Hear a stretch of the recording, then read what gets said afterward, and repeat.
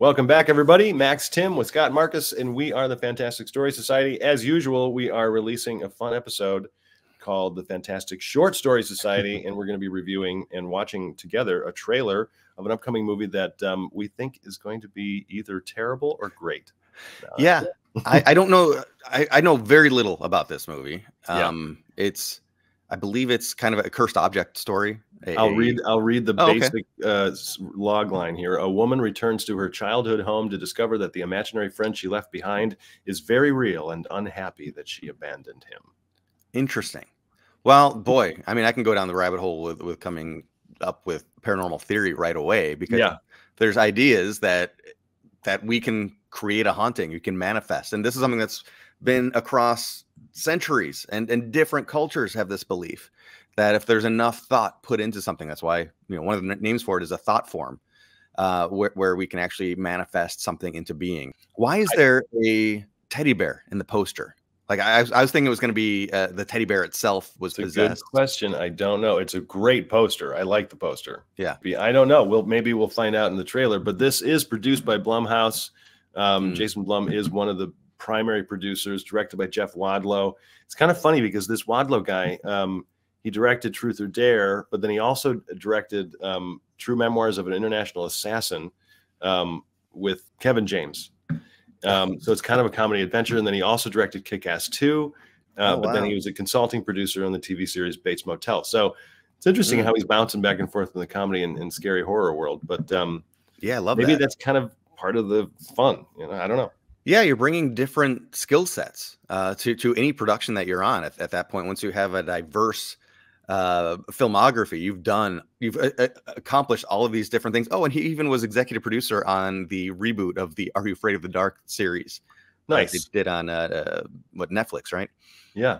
Okay. Interesting. So I was going to see, did he also write Imaginary, or if not, who did write? Oh yeah, director, producer, writer. Okay. Well, we've got screenplay by 3 different people. So Jeff Wadlow, Greg Erb, and Jason Ormland. However, Bear McCreary is the composer for Imaginary, and Bear McCreary is amazing. For all of you who don't know, most people don't know names of composers, but he did all the music for the recent Lord of the Rings, Rings of Power, which was just unbelievable, plus a crazy list of other credits. So that's cool. And if there's any ISA members watching this, I have a tentative and agreed to interview with Bear McCreary in the future. Get out of town. Yes. That's awesome. One of my friends who I just absolutely adore this person, Rhea Yarborough. I knew her since I was in college. And then at one point she got married, and I remained friends with her for, obviously I'm old now, so it's been a long time. Never put together that her husband Bear was Bear McCreary. So, oh my goodness. Small world, one of those. I'm so excited to be able to talk with him. And yeah, he's already agreed that if we can line up at a time when I'm back out in LA, he's agreed to sit down with me. Oh my God. That's so great. He's a really cool guy too. Total nerd. And it's just super talented. Anyway, we're talking about Imaginary.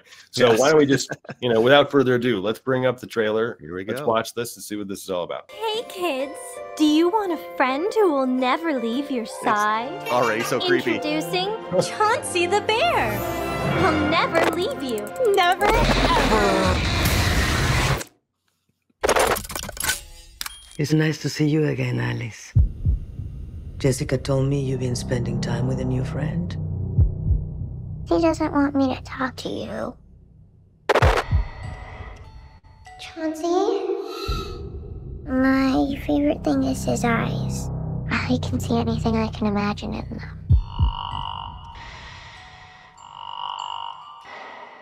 He asked you to do something that hurt you.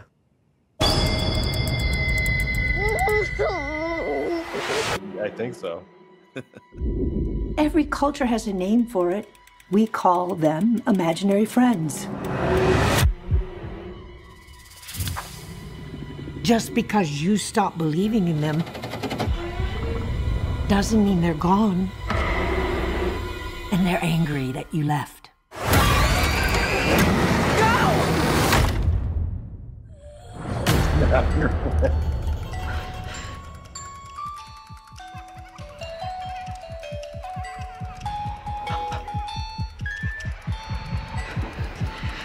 Oh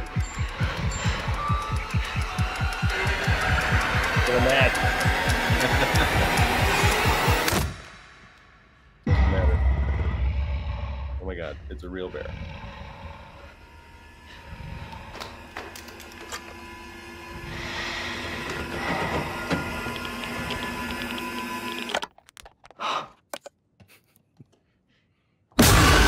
Yeah, baby. It was just my imagination. That looks like the girl, the little girl. Oh yeah. Yeah. All right. Well, hopefully that's not the only jump scare, because that's a really good jump scare, and now I'm going to be waiting for it, and it's not going to be scary in the movie. Yeah. I love the moment, almost comedically, where it said from the producers of M3gan and Five Nights at Freddy's and The Invisible Man. It's like, wait, this movie is M3gan meets Five Nights at Freddy's meets The Invisible Man. Right. Yeah. It's very strong M3gan vibes. Did you ever see M3gan? I have not seen M3gan, and I should. It's well done. I knew I was going to like it because it's Blumhouse, and Blumhouse, they really do just have that high standard for putting out good content. Good horror movies, and horror movies are, in my opinion, really hard to do right. They can still be entertaining if they're bad, so they have a little leeway. But Blumhouse is just good. They do good stuff, and M3gan ended up being a pretty good movie. Yeah, I've heard it's really good. I mean, there are some spots in this trailer where I was like, "She's horrific, man." Like, I don't know. Maybe I hope I shouldn't be the one to comment on acting. Some of it is like, "Oh, see, I hope it's good." Yeah. But you also kind of have to do that with trailers. You have to just, here's information. Let's say this out, in terms of the exposition. Like, you just have to do that. Otherwise, what are you going to do? Or, in terms of letting the audience know what the hell this is about. The one thing is, how do you kill an imaginary friend? You stop having an imagination. I don't know. I just know. I think this guy's going to be angry about some of that. That is a horrifying button. Yeah, I got a lot of Chucky vibes off of that too, especially the very beginning where you see the My Buddy style commercial, which I still did love the VHS transfer looking style of it. Yeah, interesting that they're releasing this before the Ryan Reynolds movie Imaginary Friends, which is just IF. And the fact that they're titling this Imaginary, you got to wonder if there was some discussion like, oh my God, they're Ryan Reynolds and Krasinski, they're making this movie, but it's so different at the same time. I thought this was Imaginary Friends when I saw the poster. It's good that there's some breathing room between the two. Otherwise, you'll have a lot of little kids getting just absolutely horrified into the movie Imaginary. Yeah. Well, let us know what you all think about this trailer. If you're going to watch it, if you like horror movies, if you don't like horror movies, obviously it's going to make a difference. I will probably not go to see this in the theater. I would much rather be on my couch with multiple people in the room watching it with me. But it's also just more fun to watch horror movies with other people. By yourself, there's something psychotic about watching horror movies by yourself. Yeah, I mean, it's up there with comedy, where the horror and comedy are stories that gets a physical reaction out of an audience. And when you have everybody reacting together, then there's something magic about that moment. And I'll always remember, this was not a great movie, but actually I got the big standee here for it. The Haunting, this Catherine Zeta-Jones. I don't remember this from like late 90s. This is Jan de Bont did this after the movie Twister. This was his follow-up after that. Anyway, very special effects heavy. But I remember being in a theater up in Door County, Wisconsin, and there was a kind of a stressful moment, and it was we were waiting for something to happen, and somebody in the audience sneezed, and everybody lost their minds for a second. and then we all collectively laughed at ourselves. It was really cool. Yeah, it is a shared experience. And I think I like to think, because I'm being optimistic here, but I don't think I'm being completely delusional, that the movie going experience is coming back a little bit. I think we've lost the movie going viewer a little bit by seeing the studios and Hollywood going so big on the tentpole comic book giant movies. And for a long time, everybody was like, those are the only movies that are going to be made. Well, when they're not going to be, when they don't make any money, then the studios are like, well, we have to shift gears here. So we're going to see a lot more of these smaller movies. Obviously, this is a little bit of an outlier because it's Blumhouse and everybody's going to go see this movie anyway, you know? Yeah. The more we've had a moment to let this sink in, the less excited I am about this movie. Like, I don't know if I would have gone to see it in theaters to begin with, but the more I'm looking back, just nothing really grabbed me. No. The premise is there, and I like the stylized opening, as I mentioned, of the trailer at least. But I don't know. Maybe it's because I don't know anything about these characters. There's a cute little girl, and she's sympathetic, and that's all we really know. Yeah. Maybe we need more character in that. I have no idea who the main character is in this movie. Yeah. Yeah, and I think that does make a difference. Well, I think that's our best review of this. Hard to review trailers if we're not talking about like the technical aspects and the cuts and edits, because we're not going to worry about that. It's about the story. Are we interested in this? Is this something that's going to be, you know, talkable? Are we going to be talking about it afterwards?